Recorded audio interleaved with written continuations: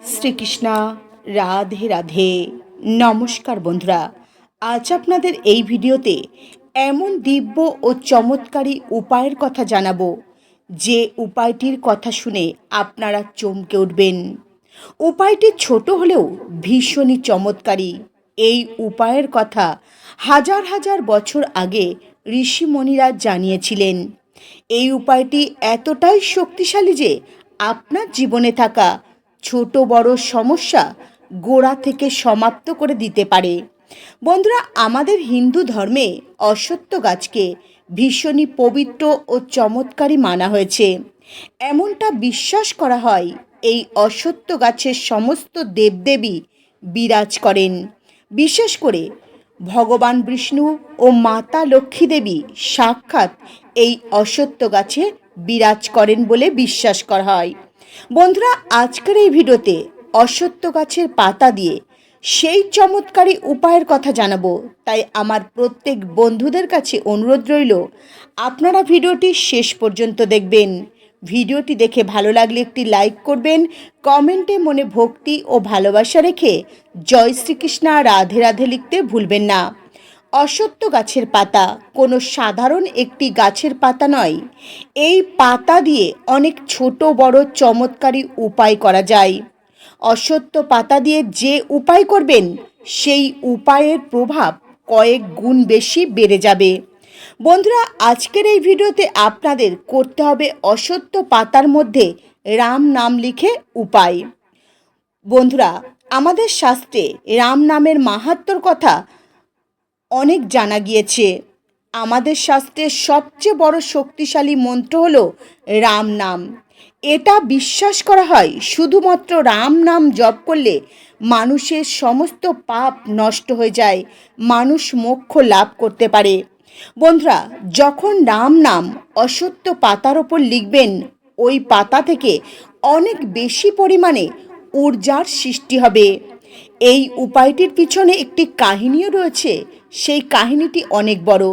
যখন ত্রেতা যুগে ভগবান রাম এই পৃথিবীতে অবতরণ হয়েছিলেন, তখন থেকেই রাম নামের মহিমা প্রচার হয়। পরে সাধু সন্ন্যাসীরা এই রাম নামের শক্তি ও প্রভাবের কথা জানান। ওনারা বলেছেন, যদি রাম নাম অশ্বত্থ গাছের পাতার ওপর লেখা যায়, ওর শুভ প্রভাব কয়েক গুণ বেশি বেড়ে যায়। চলুন এবারে আপনাদের জানাই সেই চমৎকারী উপায় কিভাবে করবেন। এই উপায় করতে সবার প্রথমে আপনাদের নিতে হবে অশ্বত্থ গাছের নিখুঁত টাটকা পাতা। ভুল করেও ছেঁড়া ফাটা বা শুকনো পাতা নিয়ে এই উপায় করবেন না। এই উপায়টি যদি আপনারা করেন তাহলে সকালবেলায় সূর্য উদয়ের সময় বা সূর্য উদয়ের পর করবেন। আর এই সূর্য উদয়ের সময় আপনাদের অশ্বত্থ গাছ থেকে পাতা নিয়ে আসতে হবে। আর এই পাতা সবচেয়ে শুভ শক্তি পরিপূর্ণ থাকে এই পাতায় এই সময়। অশ্বত্থ গাছ থেকে পাতা ছিঁড়ে নিয়ে আসার সময় ভগবান নামের নাম জপ অবশ্যই মনে মনে করবেন। তারপর পাতাটি বাড়িতে এনে ভালো করে ধুয়ে গঙ্গা জল ছিটিয়ে শুদ্ধ করে নেবেন। লাল চন্দন, হলুদ বা কেশর দিয়ে এই পাতাটির ওপর রাম নাম লিখবেন। যখন আপনি পাতাটির ওপর রাম নাম লিখবেন, মন শান্ত স্থির রাখবেন। যখন আপনি রাম নাম লিখবেন, ভগবান রামকে মনে মনে স্মরণ করবেন। এই পাতাটি আপনি আপনার ঠাকুর ঘরে রাখবেন বা কোনো প্রভাবিত জলে ভাসিয়ে দিতে পারেন। যদি এই পাতা আপনি আপনার ঘরে রাখতে পারেন, তো আপনার ঘরে পজিটিভ শক্তির আগমন অনেক পরিমাণে বেড়ে যাবে, আর ঘরে থাকা নেগেটিভ ঊর্জা ঘর থেকে বেরিয়ে চলে যাবে। বন্ধুরা, এই উপায়টি আপনারা অনেক বিষয়ের ওপর প্রয়োগ করতে পারেন। যদি আপনার ঘরে সর্বদাই ঝগড়া ঝামেলা অশান্তি লেগে থাকে, বা যদি আর্থিক সমস্যা আপনাদের পিছু ছাড়তে না চায়, টাকা পয়সা নিয়ে সবসময় ঝগড়া অশান্তি গৃহে লেগে রয়েছে, বা গৃহে বাধা বিঘ্ন লেগেই রয়েছে, এই উপায়গুলির ওপর আপনারা এই উপায়টি করতে পারেন। এই সমস্যাগুলি থেকে অবশ্যই আপনারা মুক্তি পাবেন। বন্ধুরা, আপনারা ভাবতেও পারবেন না এই সামান্য একটি অশ্বত্থ পাতার ওপর রাম নাম লিখলেই কিভাবে এই সকল সমস্যা থেকে মুক্তি পাওয়া যায়। এর পিছনেও রয়েছে কারণ। অশ্বত্থ পাতা প্রাকৃতিক ঊর্জা স্রোত।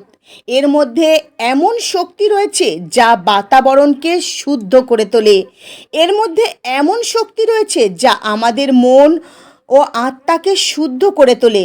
যখন এই দুইটি জিনিস এক হয়, এর থেকে এক শক্তিশালী ঊর্জার সৃষ্টি হয়, যা আমাদের জীবনে থাকা সমস্যাগুলিকে দূর করতে সাহায্য করে। বন্ধুরা, আরও একটি চমৎকারী উপায়ের কথা জানাচ্ছি। এই উপায়টি ভীষণই গোপন। যদিও আপনারা এই উপায়টির কথা জেনে যান, তো আপনাদের জীবনে থাকা অনেক সমস্যা থেকে মুক্তি পাবেন। যদি ধন সম্পদ বৃদ্ধি করতে চান, বিশেষ করে যদি ধন সম্পদ বৃদ্ধি করতে চান, তাহলে এই উপায়টি করুন টানা 11 দিন।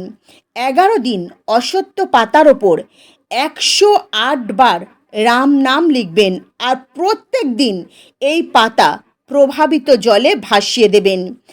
এই উপায়টি যদি সঠিকভাবে করতে পারেন, আপনাদের আর্থিক স্থিতি আস্তে আস্তে মজবুত হয়ে উঠবে।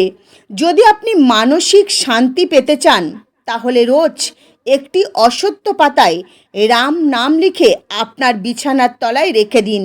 এতে আপনার মনের অশান্তি দূর হবে, আর আপনার খুব ভালো ঘুম হবে। এতে মনের শান্তিও আসবে। তবে বন্ধুরা, এই উপায় করবার সময় মনে কোনো দ্বিধা, সংকোচ বা সন্দেহ রাখবেন না।